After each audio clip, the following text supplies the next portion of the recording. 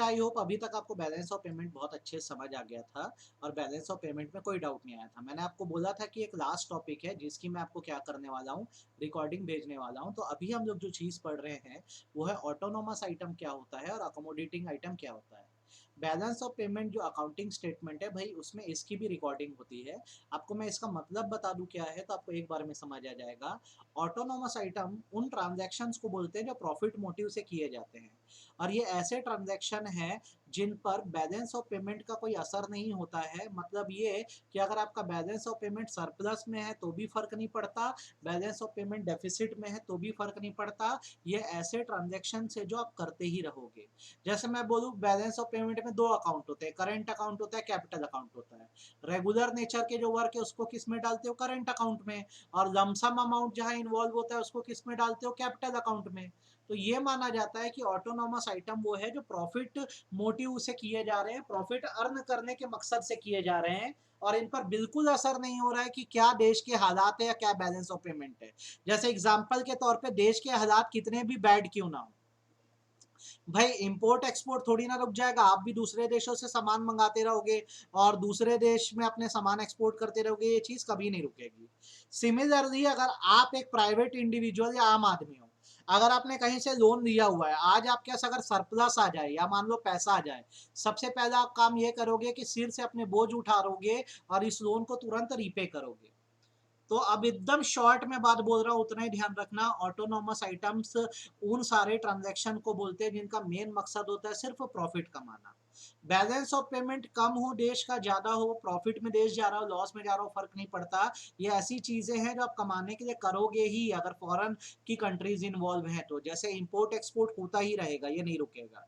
दूसरा, अगर आपने उधारी दी है, आपने मतलब प्राइवेट इंडिविजुअल ने, देखो गवर्नमेंट नहीं बोला जा रहा है, प्राइवेट इंडिविजुअल ने उधारी दी है तो चुकानी भी पड़ेगी। तो ये दो चीजें जो होती है ऑटोनोमस आइटम में आती है।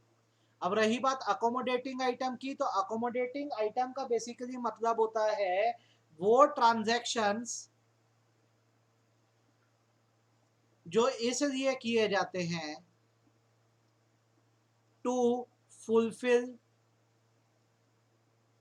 BOP deficit, balance of payment के डेफिसिट को भरपाई करने के, पूरा करने के लिए। जैसे एग्जांपल के तौर पे मैं आपका हूं, आप तो बोल दिए कि ऑटोनॉमस ट्रांजैक्शन से बीओपी पे कोई फर्क नहीं पड़ रहा है, ये तो आपने बोल दिया। चलो मैं भी आपको मान लिया कि no effect on BOP, no effect on BOP.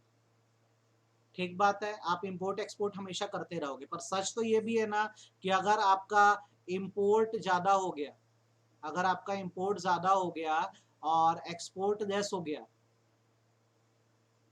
और उसके अलावा भी जो मैं आपको इनविजिबल आइटम्स बताया हूं, और मैंने आपको क्या बताया, यूनिलैटरल ट्रांसफर बताया है, ये मैं आपको सिर्फ एक एग्जांपल दे रहा हूँ। मान लो ये सब बहुत कम हो गए तो हमारा देश तो गर्त में चला गया ना। देश का डेबिट ज्यादा हो गया है, डेबिट ज्यादा हो गया है, मान लो क्रेडिट कम हो गया है,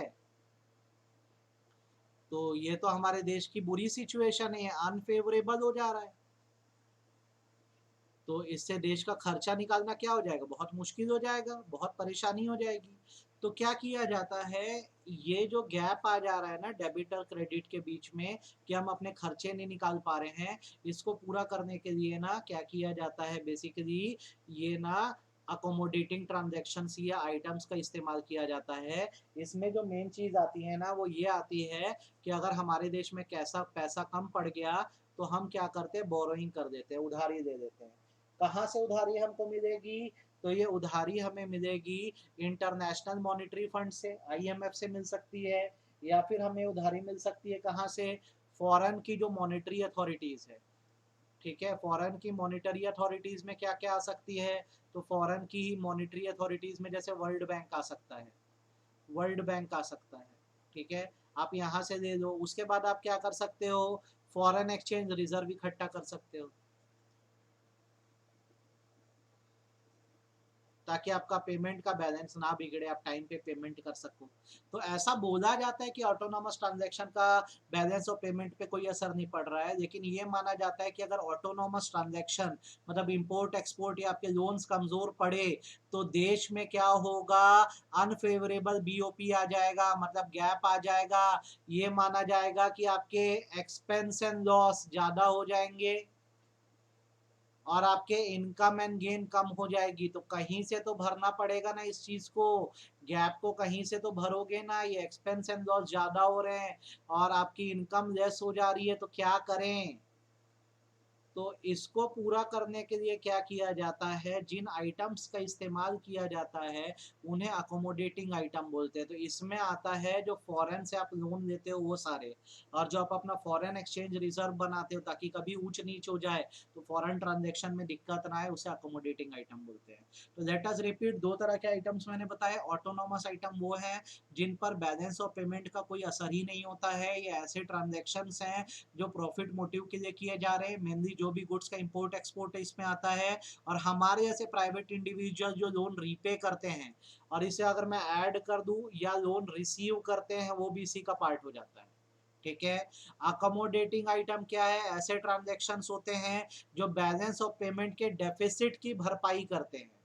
तो ये डेफिसिट क्यों आया, क्योंकि ऑटोनोमस आइटम्स जो थे वो उतना अर्निंग नहीं दे पा रहे थे, पैसा नहीं दे पा रहे थे जिससे देश चल पाए। तो हमने अकोमोडेटिंग आइटम का यूज किया, मतलब ऐसे ट्रांजेक्शन करे जिससे गैप पूरा हो। तो हमने क्या किया, हमने इंटरनेशनल मॉनेटरी फंड से या वर्ल्ड बैंक से लोन लिया या फॉरेन एक्सचेंज रिजर्व क्रिएट करे। अब भी इसमें डाउट आए तो मेरे को बताना। रेस्ट ये टॉपिक बेटा इतना ही है और ये करना है।